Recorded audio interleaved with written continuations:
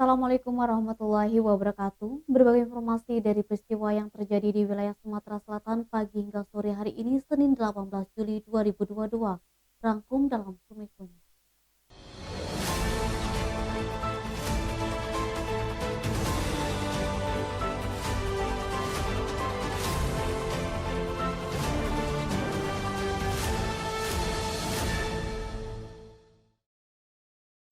Unit Opsal Ranmor Satreskrim Polrestabes Palembang berhasil mengamankan 5 komplotan pelaku pencurian kendaraan bermotor yang terdiri dari 4 pria dan 1 wanita.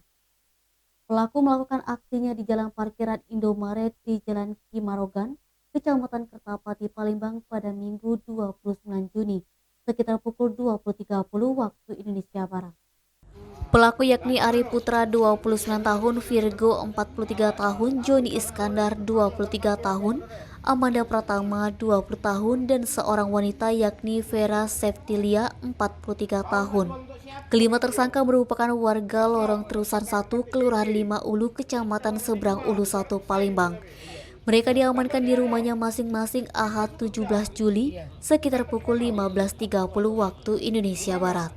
Kasat Reskrim Polrestabes Palembang Kompol Triwahyudi mengungkapkan, kejadian berawal dari korban Supriyadi 22 tahun ingin berbelanja dan memarkirkan motor Honda Beat di tempat kejadian perkara. Setelah keluar berbelanja di Indomaret, motor korban sudah hilang. Korban langsung melaporkan kejadian ke SPKT Mapolrestabes Palembang. Setelah dilakukan penyelidikan, polisi berhasil mengamankan 5 pelaku di rumahnya masing-masing. Saat dilakukan penangkapan, keempat pelaku pria melakukan perlawanan yang dilumpuhkan dengan senjata api. Selanjutnya, kelima tersangka langsung dibawa ke Mapolrestabes Palembang. Kelima pelaku merupakan pemain curanmor di Palembang dan sudah beraksi di 20 TKP. Selain 5 pelaku, masih ada pelaku lain yang masih buron dan identitasnya sudah kita kantongi. Barang bukti berupa kunci letter T, helm yang digunakan saat beraksi, motor NMAX yang juga digunakan saat beraksi, baju, pakaian pelaku, dan alat hisap sabu juga diamankan kepolisian. Tersangka Ari bertugas memetik motor, sedangkan Amanda bertugas sebagai pilotnya dan mengawasi situasi. Dari hasil menjual motor, tersangka mendapatkan uang 4 juta rupiah yang dibagi 2 untuk membeli makan dan narkoba. Sedangkan tersangka Vera mengaku baru sekali ikut melakukan aksi pencurian motor diajak kekasihnya Virgo dan mendapat uang 500.000 rupiah. Kelima tersangka dikenakan pasal 362 KUHP dengan ancaman kurungan penjara 7 tahun penjara. Denny, Sumeko TV melaporkan. Ratusan massa tergabung dari Aliansi Masyarakat Selamatkan Sumsel melakukan aksi demo di kantor Gubernur Sumsel Senin 18 Juli. Kedatangan mereka menuntut Gubernur Sumsel Haji Hermanderu segera mencopot Direktur Utama Jakabaring Sport City, Meina Fitriani Palo. Koordinator aksi Denny Tegar mengungkapkan selama pelaksanaan Festival Olahraga Rekreasi Masyarakat Nasional 6 yang digelar di JSC beberapa waktu lalu, pelaku usaha mikro kecil dan menengah mendapatkan perlakuan kasar dari salah satu oknum petugas JSC saat melakukan penertiban. Denny Tegar mengatakan oknum petugas tersebut menunjukkan sikap arogansi kepada pelaku UMKM saat berlangsungnya Fornas 6 kemarin. Dikatakannya pihak pengelola JSC dinilai gagal dalam mengelola aset BUMD tersebut. Terbukti banyaknya venue dan fasilitas di JSC banyak yang rusak dan terbengkalai. Pengelola juga belum mampu menunjukkan kemajuan dan kemandirian dalam mengelola fasilitas yang ada. Lebih lanjut, Denny mengatakan adanya dugaan korupsi yang dilakukan pengelola JSC dengan menggunakan dana kantor dari Februari 2019 sampai Februari 2021 sebanyak 1 miliar lebih. Kendati pun, sebagian dana tersebut sudah dikembalikan sebesar 970 juta pada 1 April 2021 lalu. Denny mengungkapkan pihaknya meminta diusut segera kasus tersebut agar tidak adanya kecurigaan publik. Untuk itu dia meminta Gubernur Sumsel Haji Hermanderu agar segera memanggil pihak pengelola JSC dan mencopot jabatan Meina Fitriani Palo sebagai Direktur Utama. Denny juga mengatakan penggantinya diganti dengan orang yang bisa benar-benar mengelolanya.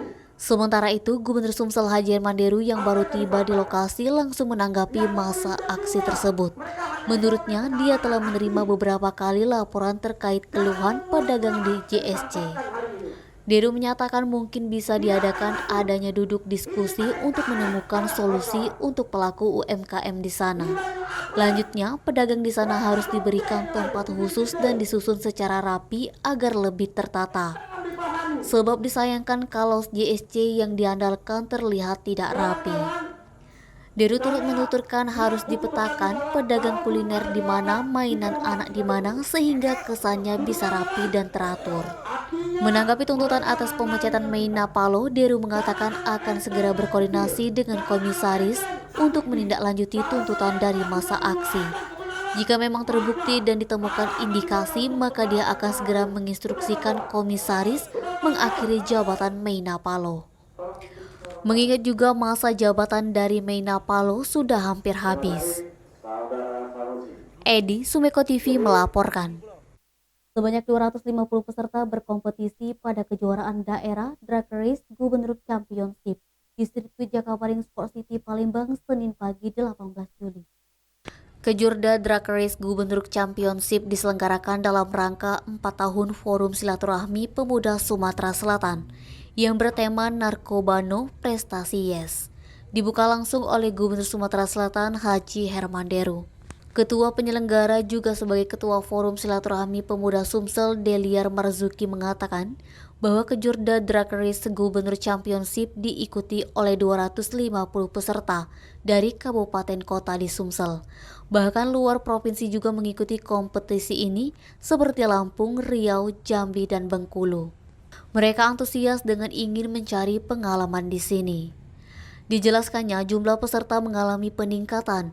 Drag Race yang sebelumnya mendaftar sekitar 180 peserta pada Sabtu 16 Juli, kini menjadi 250 peserta. Deliar Marzuki mengungkapkan drag bike sebelumnya mendaftar 300 peserta pada Sabtu 16 Juli, kini menjadi 350 peserta, yang berarti menunjukkan peminat antusias untuk berkompetisi pada event ini. Lebih lanjut, Marzuki mengatakan bahkan tahun ini Drag Race mengalami peningkatan jumlah peserta dari tahun sebelumnya. Hanya sekitar 100 lebih peserta kini menjadi 250 peserta. Drag Race dimulai pada 9.00 waktu Indonesia Barat pagi ini hingga diakhiri dengan final dan pembagian hadiah pada sore hari sekitar pukul 18.00 waktu Indonesia Barat. Adapun kategori yang dilombakan pada Drag Race yaitu kelas 6 FFA, kelas 5 NA Engine, kelas 4 Monster Diesel, kelas 10 Sedan Modified Stock 1800 cc, kelas 11 Minibus Modified Stock 1500 cc, kelas 7 City Car Modified Stock 1300 cc. Kemudian kelas 9 Sedan Modified Stock 1600 cc, kelas 8 City Car Modified Stock 1500 cc. Kelas 15 Bracket 12 detik, kelas 1 Bracket 9 detik, kelas 13 Bracket 10,5 detik, kelas 14 Bracket 11,5 detik, kelas 2 Bracket 10 detik, kelas 12 Bracket 9,5 detik, dan kelas 3 Bracket 11 detik. Deliar Marzuki menuturkan total pembagian trofi juara sebanyak 178. Dengan total hadiah 186 juta, pemenang akan mendapatkan trofi, sertifikat, dan uang pembinaan. Nabang, Sumeko TV melaporkan. Dengan dikawal puluhan petugas kepolisian, alat berat meratakan 2 bangunan rumah di Jalan Dwi Kora 2, Kelurahan Demang Lebar Daun, Kecamatan IB1 Kota Palembang, pada Senin 18 Juli. Pengosongan lahan milik Masjid Al-Ikhlas merupakan proses melaksanakan perintah putusan dari Mahkamah Agung yang dimenangkan oleh pihak penggugat Yayasan Masjid Al-Ikhlas melawan pihak tergugat Agustina Novitasari, Wantas serta Effendi. Dalam pelaksanaan perintah putusan eksekusi, pengosongan lahan dilakukan oleh PN Palembang melalui Panitera Eksekusi Agusman SHMH. Disaksikan oleh kedua belah pihak yang mana sebelumnya telah diberikan waktu untuk menyerahkan secara sukarela. Dari pantauan suasana eksekusi sendiri, pihak tergugat sempat tidak menerima dan tidak mau mengosongkan bangunan yang diklaim adalah milik orang tuanya. Namun situasi berjalan kondusif setelah beberapa petugas kepolisian berhasil melakukan pendekatan persuasif. Fadli, Sumeko TV melaporkan. Kabupaten Ogan Ilir Sumsel terpilih sebagai 5 kabupaten terbaik di Sumatera Selatan terhadap administrasi pelayanan keluarga berencana dan inspeksi visual asam asetat. Bupati Ogan Ilir Pancawijaya Akbar mengatakan Kabupaten Ogan Ilir berhak mengikuti penilaian lapangan yang dilakukan tim penilai dari Pemprov Sumsel.